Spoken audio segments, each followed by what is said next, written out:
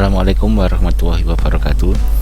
Kali ini kita akan melakukan mini riset untuk menguji apakah orang yang suka menjawab asal-asalan pada sebuah skala psikologi itu konsisten dalam menjawab secara asal-asalan. Jika itu adalah konsisten, maka jawaban asal-asalan itu disebabkan oleh kepribadian atau karakteristik orang tersebut. Jika tidak konsisten, maka bisa jadi menjawab asal-asalan itu karena sebuah situasi. Penelitian menunjukkan bahwa ada orang yang suka memberikan tanggapan atau jawaban secara asal-asalan pada skala psikologi.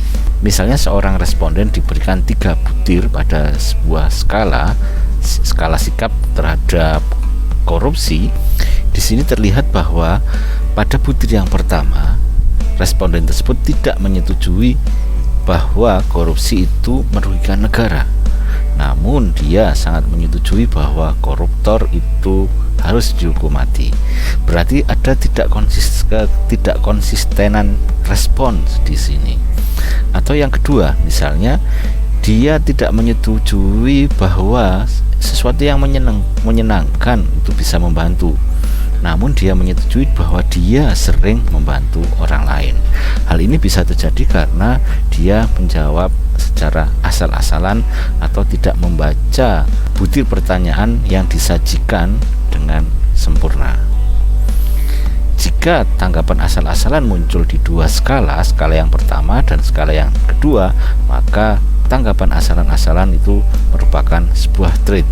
Akan tetapi jika yang pertama asal-asalan, yang kedua belum tentu asal-asalan atau misalnya juga tepat, berarti jawaban asal-asalan di sini adalah sebuah situasi.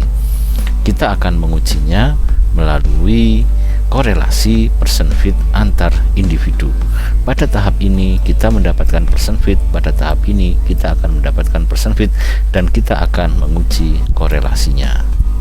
Kita lihat di sini, seorang individu akan kita berikan 3 buah skala yang masing-masing menghasilkan indeks person fit, kemudian kita akan uji korelasinya. Jika korelasi tinggi, maka jawaban acak-acakan atau asal-asalan sebagai trait. Akan tetapi jika korelasinya rendah, maka jawaban asal-asalan itu sebagai sebuah tanggapan terhadap situasi. Kita akan mempraktekannya melalui WinStep. Kita mulai menganalisis. Data sudah ada di file Excel yang didapatkan dari 394 responden dengan menggunakan alat ukur berupa BFI 44, yaitu alat ukur yang mengukur 5 faktor kepribadian. Ini butir-butirnya sudah diurutkan dari faktor yang pertama hingga faktor yang kelima. BFI nomor 1 sampai nomor 36 faktor yang pertama, BFI 2 sampai BFI 42 butir faktor yang kedua. Baik, kita lanjutkan dengan membuka WinStep. Open, kemudian import from Excel. Kita pilih Excel. Selanjutnya kita masuk ke data latihan. Di sini BFI 394. Oke, kita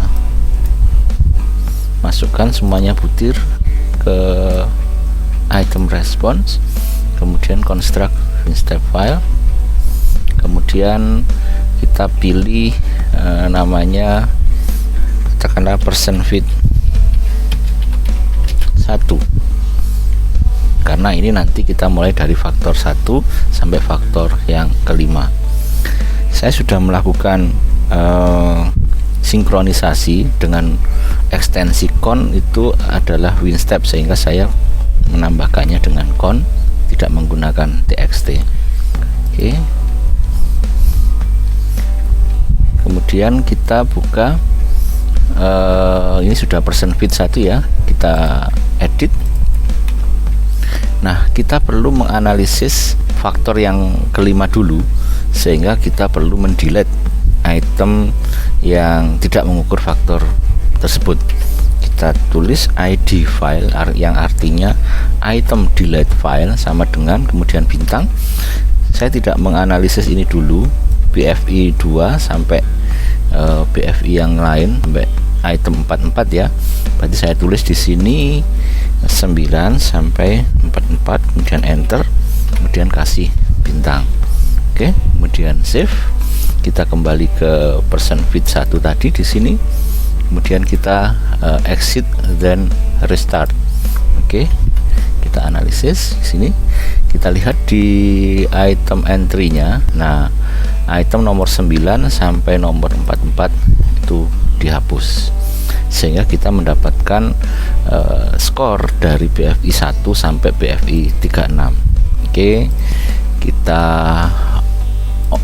buka output file, kemudian kita masuk ke person file. Sini saya memilih Excel di sini dan oke.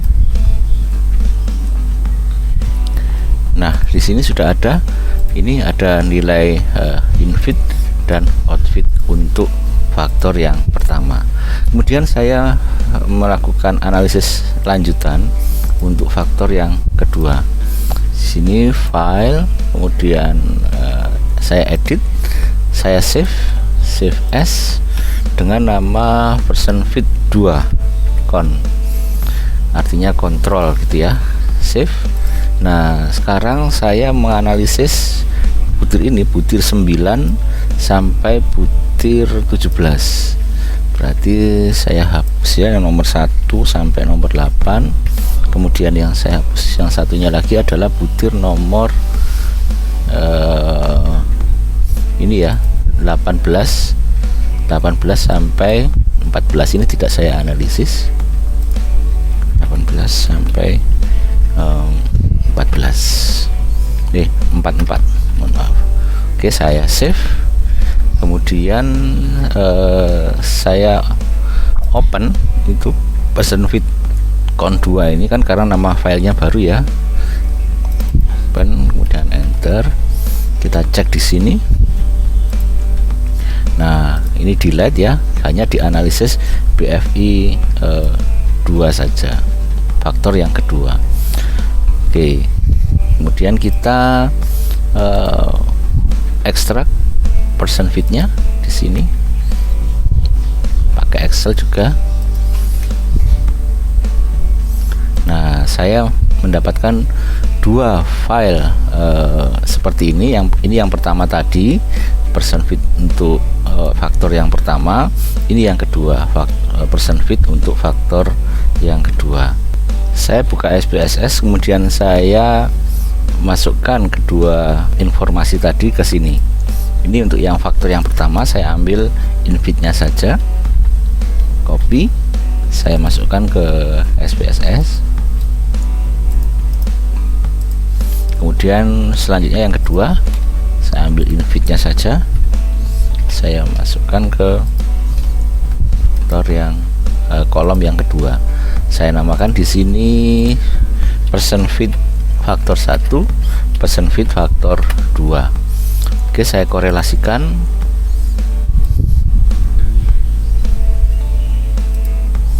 Person fit 1 dan person fit 2, korelasinya ternyata 486. Jika kita membuat plotnya nanti hasilnya seperti ini.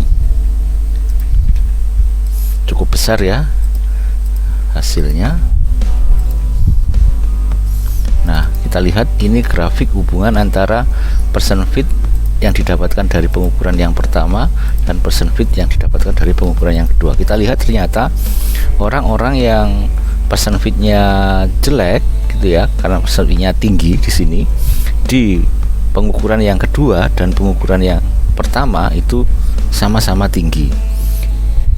Dan orang-orang yang pengukurannya yang person fitnya rendah di sini mendekati 0 atau mendekati 1, di pengukuran yang kedua itu juga 1. Jadi kita lihat di sini dari informasi ini kita dapatkan bahwa orang yang cenderung menjawab asal-asalan di pengukuran yang 1 itu cenderung juga melakukan hal yang sama, memberikan respon yang asal-asalan di pengukuran yang kedua. Kita bisa melanjutkan dengan matriks korelasi yang lebih besar dengan melibatkan person fit 3, 4, dan 5. Untuk alasan kesimpulan silakan dilakukan sendiri-sendiri dengan data teman-teman sekalian. Terima kasih. Assalamualaikum warahmatullahi wabarakatuh.